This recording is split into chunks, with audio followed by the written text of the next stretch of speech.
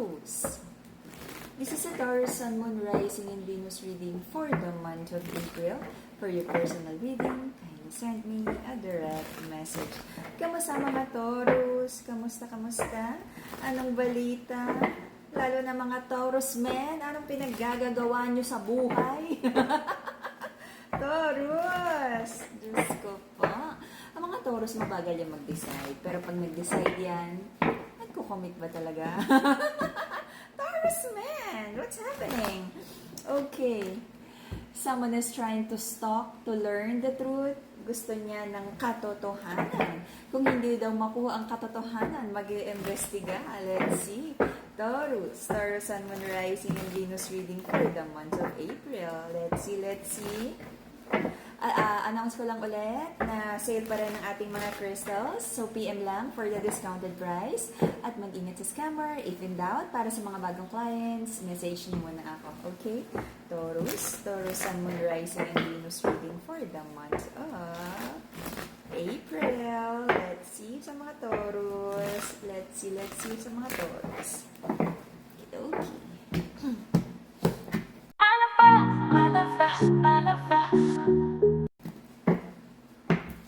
Kabuhayan in reverse. Okay, meron kang hinihintay na malaking blessing para sa'yo, minamanifest mo, but it feels like medyo nagkakaroon ng issue sa pera. But napapagod ka na rin. Sabi mo parang gusto mo munang i-detach yung sarili mo sa pag-overthink kung kailan ba darating yung magandang swerte sa pera. Okay. Just make sure na, alam mo yon, minsan kasi yung mga ganitong energy, may nararamdaman ako dito na meron kang like natapakan na tao in the past tungkol sa pera na parang may balik na hindi magandang energy kaya may nangyaring challenges sa money right now, especially sa mga lalaking Taurus, okay? You're trying to manifest something for you. Pinagpe-pray mo yun kay God, but I feel nagkakaroon ng delayed manifestations kaya medyo magulo yung life situation right now. I feel yung energy ng misunderstanding, away, conflict, drama ay umiikot sa pera, usaping pera. Right now, sabi ng mga Taurus, mahal naman niya ang kanyang person, but parang hindi siya ready mag-commit or iniisip niya ano ba talaga yung mai-offer niya sa person niya because for now, nagkakaroon talaga yung masculine ng challenges sa finances. But kung mahal lang, kung nakakabayad ng bills ang pagmamahal, bayad lahat yan. Okay, so, nagkaroon ng dishonesty sa connection na to at aware ang mga Taurus dyan. Sabi niya, X to, hindi ito yung ideal situation na gusto mo, especially with love or business connections, okay? Alam mo, look back, kasi parang mirror to ng past actions mo, na meron kang isang taong na-cross, meron kang isang taong nasagasaan na ganito rin yung kumbaga bumabalik sa yung energy. For some of you, may nakita akong ganun. Kung may mga dishonest sa'yo sa pera or you feel like you've been taken advantage of, I feel at some point in your life, nagawa mo yun sa ibang tao. May nararamdaman akong parang bumalik yung energy for you to understand how to be on that, side of the court. So, meron ditong offer of love, but I feel, meron kang kabit. You're trying to offer your cup of love. Tapos may energy ng meron kang isang official person, no? Official, yung pwedeng i-post, okay? Para nagkakaroon kayo ng kasunduan, ano ba yung future plans nyo together. At may isang tao na alam mong hindi mo to dapat ina-entertain. This is the bawal na pag-ibig energy. And medyo toxic din tong isang love connection na to. Okay? So, especially I feel lalaki kasi nag-offer nung cup of love sa dalawa or multiple energies, okay? But ang energy na to kasi parang may isang official, tas meron pang mga ibang like anong tawag doon? Comment nyo nga, ano ba tawag doon?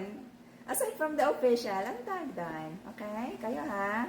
So, sabi ng feminine, gusto niyang kausapin yung masculine. Sabi niya, hindi ito yung gusto niyang situation for this love connection. Trying to heal from this love situation. Marami ding kailangang ayusin sa pera. So sabi ng feminine, dami-dami na nga problema, dami-dami na nga bayarin. Kung anong pinaggagawa nitong lalaki na to. Ganun. Okay. But this person, kung baga sabihin natin, is nasa tamang edad na naman to commit, but I feel talagang merong malaking decision pagdating sa pag-ibig. Okay. Let's see. Yan tayo eh. The reason for the reading is, ang mga Taurus sinubukan na mag-detach sa sitwasyon, but after mong i-detach yung sarili mo, yung emotions mo sa challenging situation na to, parang gusto mong magpahinga, napapagod ka. Okay? But hindi pa tapos kung ano man tong chapter ng life mo na to. Recent past, may mga na-reveal sa'yo na hindi mo nagustuhan. At right now, gusto mong mag-isip kung ano na ba talaga. Marami ka rin mga minamanifest sana for this love connection na hindi naman nangyari. So parang pinag-iisipan mo, after all nung nalaman mo, tama pa ba talagang ipagpatuloy ang love connection na to? Kasi parang nagde-detach ka na, sabi mo hindi ito yung gusto mo. So, di umano, may mga prayers and manifestation sa mga Taurus. Sabi mo, Lord, dapat pa bang ipaglaban tong love connection na to? And if may mga about negosyo or trabaho, iniisip mo kung tama pa rin bang ipaglaban, magstay, ayusin yan. Okay, love connection, may side chick energy. Ay, yan tayo. May isang babae dito, third energy, or kung sino man ang may third energy, iniisip niya, pinagpe-pray, dinamay mo pa si God eh. Sabi mo, Lord, dapat bang ipaglaban ko si side chick, si side dude, si boy toy. Yan tayo eh. Taurus ha, palo ka sa universe. So, okay. So, right now, yung energy mo, same old cycle. Gusto mong magkaroon ng new beginning, clean slate. But it feels like napaka-challenging ng situation. Hindi ka basta-basta makakawala. But very Taurus energy naman talaga to na mabagal mag-decide. Pero pag nag-decide ka na, tapos na talaga yung chapter na yon at mag-decide ka na talaga. Okay? Same old cycle ng about challenges sa pera. Marami kang gustong i-build, solid, no? Na i-build mo about money matters, but it feels like kung ano yung hinihintay mong harvest time, swerte, dagdag sa sahod, magandang income sa negosyo, parang nagkakaroon ng delays. Okay? Pag nagkakaroon ng challenges sa pera, check mo rin kung sino yung dinagdag mo sa buhay nung time na yon. Kasi baka may mga energy na hindi rin maganda yung tao na yon na medyo nadadamay ka sa hindi magandang karma. Alright? Your person, because of mga misunderstandings nyo, hindi na rin niya makita kung matutuloy pa talaga yung mga naging plano nyo in the past. Okay? Sabi niya parang, ano ba talaga yung kaya ding, what does the Taurus bring to the table daw? And aware itong person na to, at some point ha, nakita nung person na to na naging swerte naman ikaw sa buhay niya, with a Wheel of Fortune, Strength card, naging matatag, okay naman tong relationship na to nung simula. But sabi ng person mo, alam niya na mayroon kang third party. Hay! At sabi niya, nandoon na daw ang effort mo, nandoon na daw yung isip mo, and your person is trying to heal. So, if you feel na hindi siya nakakatunog, nagkakamali ka, Taurus, nakakatunog na ang iyong person. Alright. So, meron dito mga fear and doubts. Tama pa ba talaga? Feeling ko na tetest na yung patience mo ng tao na to at gusto mong umiwas sa drama, conflict, KKK. But hindi mo alam kung paano i-deliver ang conversation na to. Okay? To balance the negative energy, to heal your heart chakra, to heal your emotions, Madagascar rose quartz, the pink crystal. Meron din tayong purple crystal for mental clarity and stronger connection with the divine. Okay? Yung yellow crystal natin para yan sa abundance, prosperity, sa minamanifest mo, kaperahan. Protection, to show away negative energy, and anti-evil eye, the Madagascar, black tourmaline, lahat ng crystals natin. High quality, blessed, cleanse, ritualized by the enlightened guide. Nakasale pa rin tayo, PM na, and take advantage of the discounted price. KKK. Taurus talaga. Meron kang iniisip na kausaping person from your past. Sabi mo, babalikan mo siya. Yan. Let's see kung anong outcome. Okay, baray. Meron kang gustong, hulog ba? Meron kang gustong kausapin, balikan, someone from your past. I don't care kung nagkaroon na kayo ng solid relationship in the past or naging ka-talking stage mo, kilala mo na tong tao na to, gusto mong kausapin, gusto mong balikan, gusto mong makipag-reconcile, reconnect, ligawan, bulahin, lalo na itong mga masculine na to. Okay? Taurus energy. Masculine, if you would pursue ang babae na to or yung person mo, just make sure na ready ka. Kasi this is the energy of being unreliable. Na makikipag-usap ka sa kanya, papangakuan mo siya, tapos hindi ko nakita yung energy na committed ka kung ano man yung bibitiwan mong pangako sa babae na to. Okay? So the outcome would be, there's an energy of defeat here. Sasabihin ng person mo, parang hindi naman niya maramdaman yung na nagmamaterialize yung mga plano. Huwag kang magbibigay ng kahit anong plano na ibibigay ko to, ibibigay ko yan, gagawin natin yan, ipupundar yan kung wala pa sa yung resources. Just be very, very clear na pag dumating tong abundance na to, itutuloy natin yung plano. Huwag mo sasabing gagawin to, gagawin yan kung wala pa sa kamay mo yung resources to make these plans happen. Kasi, pag hindi siya dumating dun sa timeline na sinabi mo, sasabihin sa'yo ng person mo, sinungaling ka. Clarify.